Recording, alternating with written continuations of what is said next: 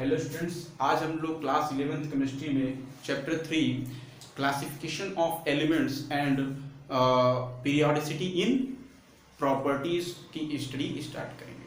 ठीक है, सबसे पहले हिस्ट्री देखते हैं कि क्या हम लोग इसमें पढ़ना क्या है। हम लोग इसमें एलिमेंट की क्लासिफिकेशन के बारे में पढ़ेंगे, पीरियोडिक टेबल के बारे में स्टडी करेंगे।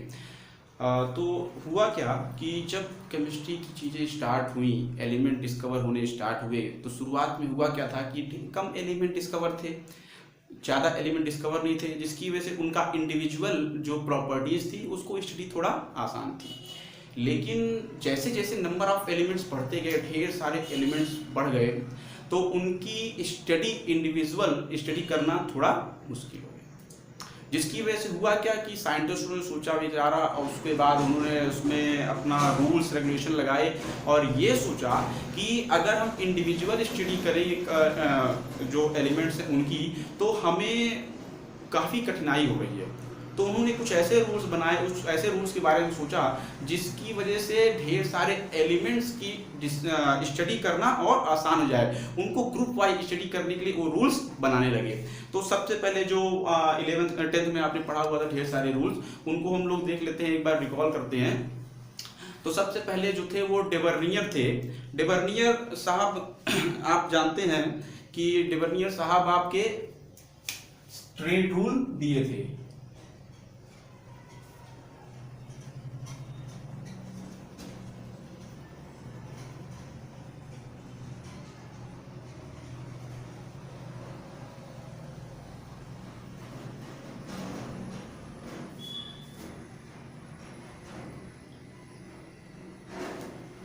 डेवर्नियर ट्रेड रूल, ठीक है। डेवर्नियर ट्रेड रूल में इन्होंने क्या किया कि एलिमेंट्स को तीन के ग्रुप में लेकर के इन्होंने रूल्स बनाए। तीन के ग्रुप में इन्होंने लेकर रूल्स बनाए, ठीक है। फॉर एग्जांपल जैसे इन्होंने लिया लिथियम, फिर लिया सोडियम, फिर इन्होंने पोटेशियम, ठीक है। तो लिथियम का 7, पोटेशियम का कितना हो गया बेटा 39, ठीक है। तो इन्होंने क्या कहा कि अगर 3 के ग्रुप में हम लोग एलिमेंट्स लेते हैं तो जो बीच वाला एलिमेंट होगा वो पहले और तीसरे एलिमेंट, जो बीच वाले एलिमेंट का एटॉमिक मास होगा वो पहले और तीसरे एलिमेंट का एवरेज होगा। पहले और तीसरे एलिमेंट का एवरेज होगा, ठीक। ये कितना आएगा 46/2, दिस इज 23, ठीक है। तो ये इनका रूल था कि पहले और तीसरे एलिमेंट का एवरेज होगा बीच वाला एलिमेंट, ठीक है। तो इन्होंने इस रूल्स के थ्रू अपना रूल बताया। इसको हम लोग 10th में पढ़ चुके हैं, तो हम लोग थोड़ा केवल रिकॉल कर रहे हैं, ठीक। उसके बाद जो साइंटिस्ट आए उन्होंने बताया, इसके बाद जो थे वो थे Newland.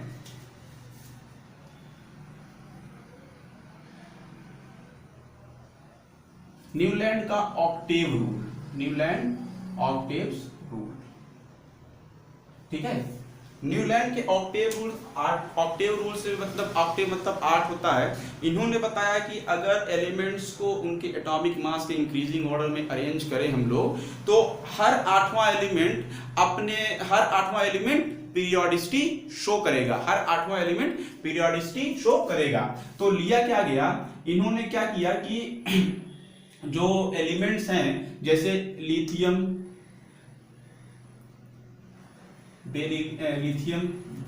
Beryllium, boron, carbon, nitrogen, oxygen, fluorine, ठीक है। और फिर जो नोबेल गैस था उस समय डिस्कवर नहीं हुआ था, सोडियम, ठीक है। तो यहां देखिए ये पहला, दूसरा, तीसरा, चौथा, पांचवा, छठवां, सातवां और ये 8वां। सोडियम क्या है 8वां, ठीक है। तो लिथियम और सोडियम की जो प्रॉपर्टी है वो क्या होगी, लगभग सेम होगी, ठीक है, लगभग सेम होगी। यही न्यूलैंड का ऑक्टेव रूल था कि हर 8वां एलिमेंट अपने पहले वाले एलिमेंट की प्रॉपर्टी को शो करेगा। सोडियम के बाद आप देखिए magnesium, aluminium, silicon, phosphorus, sulphur, chlorine, फिर आर्गन था, आर्गन के बाद यहाँ पोटेशियम। तो ये देखिए इनकी जो प्रॉपर्टी होगी क्या होगी, सेम प्रॉपर्टी होगी। इनकी प्रॉपर्टी क्या होगी, सेम प्रॉपर्टी होगी। ठीक है, तो ये न्यूलैंड के ऑक्टेव रूल्स में ये था कि जितने जो एलिमेंट्स अगर उनके इंक्रीजिंग ऑर्डर रखे जाएंगे तो हर 8वां एलिमेंट आपका सेम प्रॉपर्टी वाला एलिमेंट होगा। ठीक, इसके बाद एक साइंटिस्ट थे जो लोथर मेयर ने अपना increasing order of atomic structure में एक कर्व डिजाइन किया, जिसमें से उन्होंने पूरा कर्व डिजाइन किया और उस कर्व से क्या किया कि उस कर्व के थ्रू उन्होंने एटॉमिक मास को डिस्कवर किया। ठीक है, वो ज़्यादा स्टडी हम लोग को करने को था नहीं, ज़्यादा उसमें करना नहीं। इसमें हम लोग अब स्टडी जो करने वाले हैं, जो इम्पोर्टेंट है, सबसे ज़्यादा इम्पोर्टेंट है, that is the Mendeleev Octave, Mendeleev law of periodic table. ठीक है, मेंडलीव का जो पीरियोडिक लॉ है उसके बारे में। ठीक है,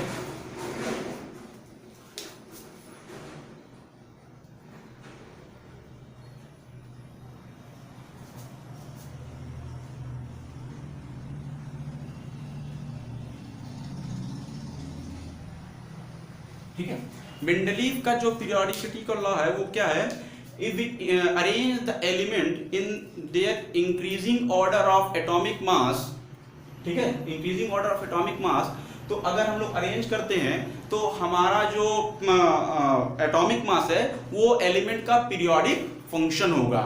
एलिमेंट का क्या होगा, पीरियोडिक फंक्शन होगा। Means that atomic mass is the periodic function of element. ठीक है, atomic mass is the periodic function of element. This is the rule of periodicity of Mendeleev. ठीक है, एटॉमिक मास इज द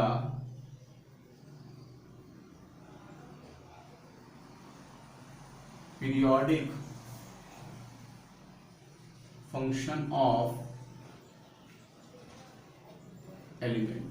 ठीक है, इन्होंने बताया कि अगर एलिमेंट को हम लोग एटॉमिक मास के इंक्रीजिंग ऑर्डर रखते जाएंगे तो एक टाइम ऐसा आएगा कि सेम प्रॉपर्टी वाले एलिमेंट्स एक के बाद एक आना स्टार्ट हो जाएंगे, एक साथ आना स्टार्ट हो जाएंगे। ठीक है, तो इन्होंने क्या किया, जो अपना पीरियोडिक टेबल बनाया, वो पीरियोडिक टेबल इन्होंने जो कुछ ग्रुप्स और क्या आप कह सकते हैं कि ब्लॉक वाइज डिवाइड किया था, जिसमें कुछ ग्रुप्स थे और कुछ रोज थी। ठीक, ग्रुप और रोज, जिसमें आप भी जानते हैं कि इन्होंने 8 ग्रुप बनाए और 7th रोज बनाई, 8 ग्रुप और 7th रोज। ठीक है, इनके में क्या था, 8 ग्रुप्स एंड 7 रोज।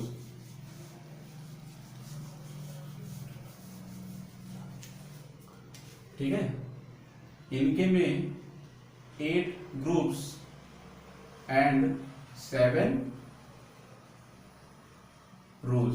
ठीक है, ये इन्होंने इतने का पूरा अपना पीरियोडिक टेबल बनाया और इसमें ढेर सारे जो आपके ग्रुप्स थे, इसमें आप समझ लीजिए कि जिसमें ग्रुप में भी सब ग्रुप्स थे, मतलब ए और बी करके उसमें भी सब ग्रुप्स थे। ठीक, अब इन्होंने जब इसको बनाया तो इन्होंने देखा कि इनका जो पीरियोडिक टेबल है वो काफी सक्सेस हुआ। उसका रीजन जो था, उसमें जो उसका एप्लीकेशन था वो ये था कि ढेर सारे ग्रुप, ढेर सारे एलिमेंट्स, जैसा इन्होंने कहा था कि सेम प्रॉपर्टी वाले एलिमेंट आएंगे, तो वैसे इन्होंने सेम प्रॉपर्टी वाले एलिमेंट इनके पीरियोडिक टेबल में आना स्टार्ट हो गए, जिसकी वजह से इनका ये जो पीरियोडिक टेबल था काफी सक्सेस हुआ। ठीक, सबसे पहले तो इन्होंने देखा कि ढेर सारे एलिमेंट, सेम प्रॉपर्टी वाले एलिमेंट अपने एक साथ आने स्टार्ट हो गए। जो इनका एडवांटेज था, वो एडवांटेज ये था कि जो एलिमेंट पहले डिस्कवर हुए थे और जिनका एटॉमिक मास गलत डिस्कवर हुआ था, उनके एटॉमिक मास सही हो गए। पहले आपका जो एटॉमिक मास बोरान का था, ठीक है, सॉरी बेरिलियम का था, वो था 13.5। बाद में ये डिस्कवर होके सही किया गया, इसका 9 निकला। इनके पीरियोडिक टेबल में इसको 9 दिया गया, जिसके बाद इसकी डिस्कवरी सही हुई, ये सही एलिमेंट बना। ठीक है, दूसरा इनके में इन्होंने अपने पीरियोडिक टेबल में कुछ एलिमेंट्स की स्पेस छोड़ दी। कुछ एलिमेंट की स्पेस को छोड़ दिया, ठीक है। कुछ एलिमेंट की स्पेस को छोड़ने के बाद ये कहा गया कि यहाँ पर जो फर्क आगे चल के जो एलिमेंट डिस्कवर होंगे वो यहाँ पर रखे जाएंगे। तो बहुत से एलिमेंट्स की जो स्पेस छोड़ी गई थी वो एलिमेंट डिस्कवरी के बाद उसी स्थान पर आए, जिसकी वजह से इनका काफी पॉपुलर हो गया।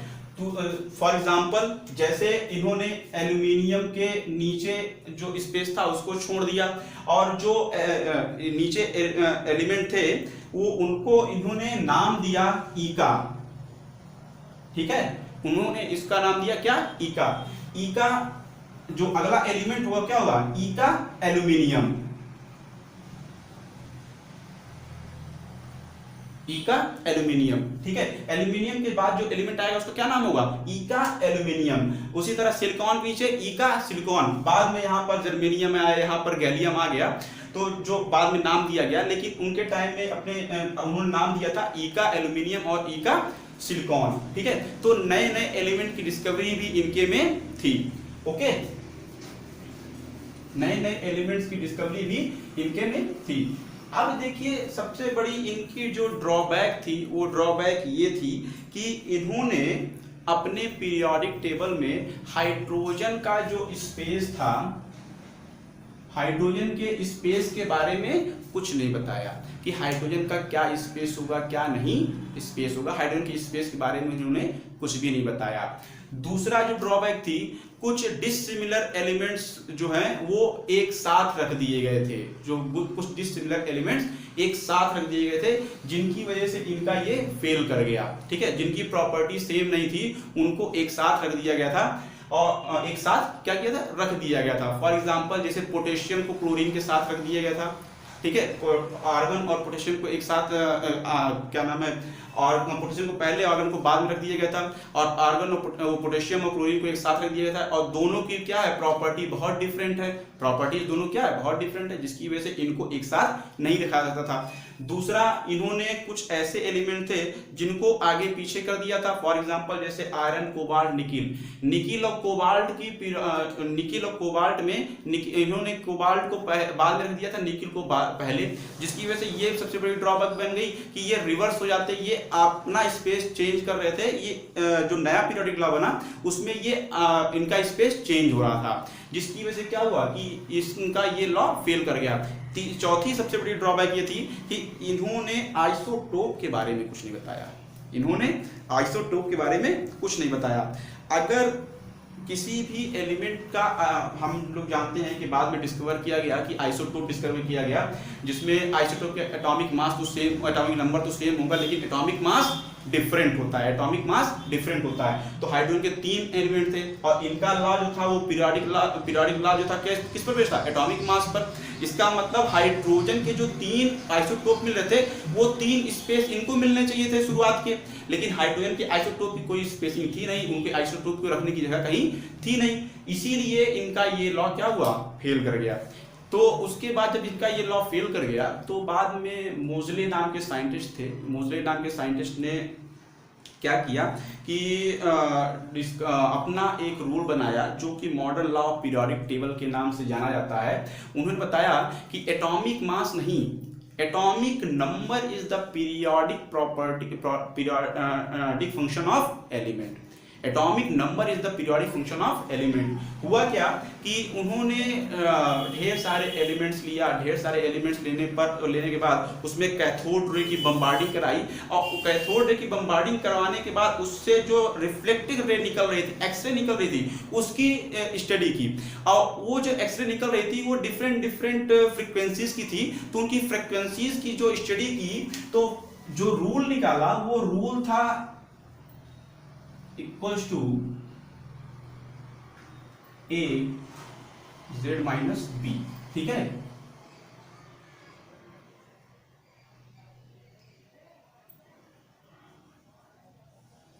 मोज़ले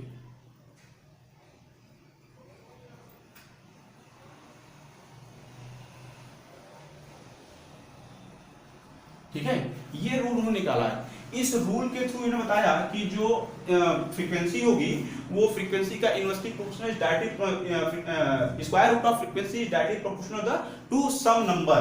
ये जो नंबर है इसके डायरेक्टली प्रोपोर्शनल होगा।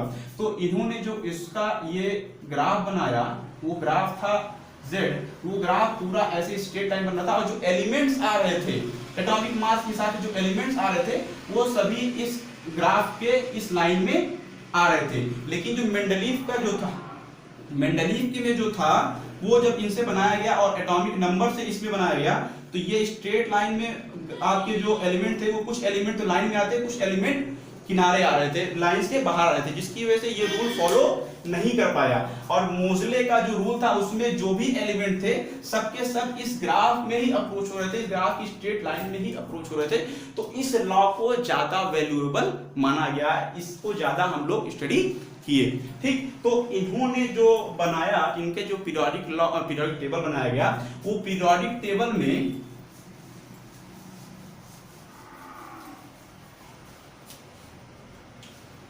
पीरियोडिक टेबल में कहा गया atomic number is the periodic function of element. Atomic number is the periodic function of element.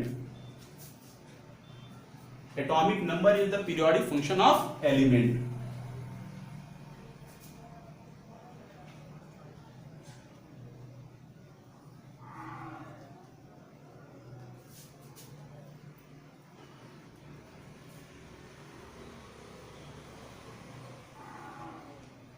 ठीक, atomic number is the periodic function of. इन्होंने जो अपना पीरियोडिक टेबल बनाया उसमें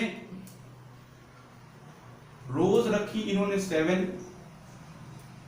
7 रोज रखी। जो ग्रुप्स थे, ग्रुप्स या कॉलम, उसको इन्होंने रखा था 18। कितना रखा था? 18। ठीक है, 18। ठीक, और इन्होंने 18 ग्रुप्स रखने के बाद इन्होंने कुछ दो ग्रुप्स को नीचे रखा, दो रोज को नीचे रखा, जिसको इन्होंने नाम दिया था actinide, sorry lanthanide and actinide, lanthanide and actinide. ठीक है, तो ये दो सीरीज इन्होंने बनाई। अब अगर देखिए इनकी जो पीरियोडिक टेबल है उसको अगर बनाया जाए, जो पीरियोडिक टेबल है उसको अगर बनाया जाए, इसमें पूरा हमारा डेवलप नहीं हो पाएगा, बन नहीं पाएगा।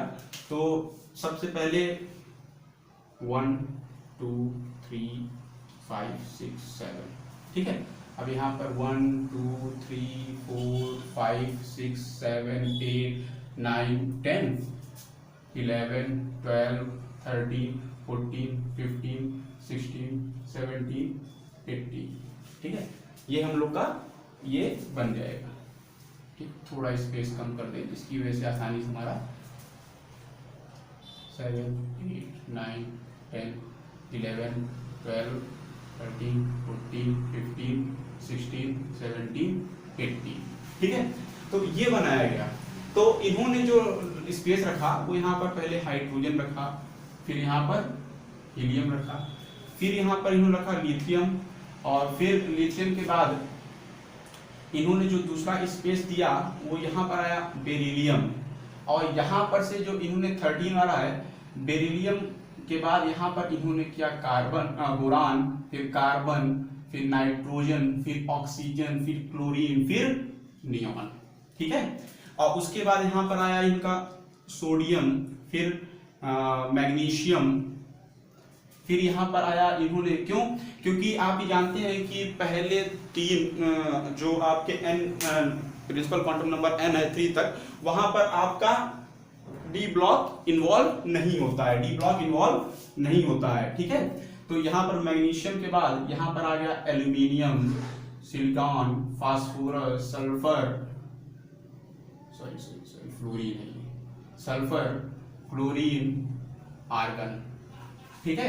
उसके बाद यहाँ पर आया पोटेशियम, ठीक है। उसके बाद यहाँ पर आया पोटेशियम और कैल्शियम, और ढेर सारे ऐसे एलिमेंट इन्होंने देखे, ठीक। यहाँ पर से जो एलिमेंट बने थे, these element are known as D block element, D block element. ये क्या थे? ये जो दो आपके बने थे ये थे आपके एस ब्लॉक एलिमेंट, और ये जो थे यहां पर लास्ट इलेक्ट्रॉन आपका पी ब्लॉक में, पी सबसेल में जा रहा था, इसीलिए इसको क्या नाम दिया गया, पी ब्लॉक एलिमेंट, ठीक है। और नीचे इन्होंने दो अलग से पूरा बनाया था जिसको इन्होंने नाम दिया लेंथेनाइड और एक्टिनाइड सीरीज, ठीक है। हर एलिमेंट का जो लास्ट एलिमेंट, हर ग्रुप का जो लास्ट एलिमेंट था वो एलिमेंट क्या था, उस एलिमेंट को इन्होंने रेडियो एक्टिव एलिमेंट बताया था कि वो रेडियो एक्टिव एलिमेंट होंगे, उनकी जो प्रॉपर्टी होगी वो रेडियो एक्टिव सेल्फ रेडिएशन की प्रॉपर्टी मिलेगी, ठीक है। तो इस तरह इन्होंने अपने पीरियोडिक टेबल को 18 कॉलम और 7 रोज में डिवाइड किया, ठीक। इसमें कुछ एलिमेंट ऐसे थे जो इधर मेटल में थे, ये जो एलिमेंट थे they are known as metal element, कुछ मेटलॉइड्स एलिमेंट थे, 7 मेटलॉइड एलिमेंट थे, बाकी जितने एलिमेंट थे सब के सब किसमें गए, नॉन मेटल्स में। लेफ्ट साइड में जो थे वो मेटल थे और राइट साइड में जो एलिमेंट थे they are known as non metals, ठीक। तो ये इनकी पूरी पीरियोडिक टेबल की पूरी कह सकते हो कि कैसे फॉर्म किया गया, ये इस तरह बनाया गया, ठीक। इसको आपको प्रिपेयर करना है, याद करना है। नेक्स्ट लेक्चर में हम लोग इसको याद करने का तरीका देखें, किस तरह हम लोग याद करें। एक दो आप देख लीजिए, फॉर एग्जांपल जैसे हाइड्रोजन है तो हेलेना कर रब से फरियाद, ठीक है। Helium, hydrogen, lithium, sodium, potassium, rubidium, caesium, francium. Helena कर रब से फरियाद, ठीक है। यहां पर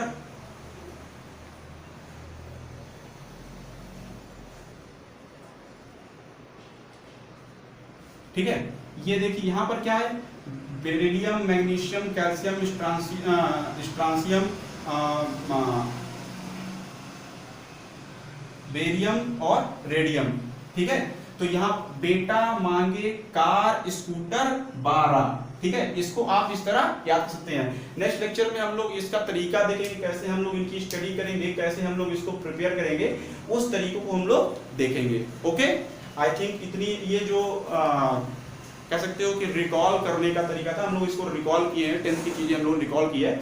नेक्स्ट उसमें से हम लोग इसमें प्रॉपर्टीज के बारे में डिस्कस करेंगे, इसमें क्या क्या प्रॉपर्टीज है, क्या क्या इससे हम लोग स्टडी करने में क्या क्या फायदा मिलता है, वो चीजें हम लोग देखेंगे। Okay, thank you.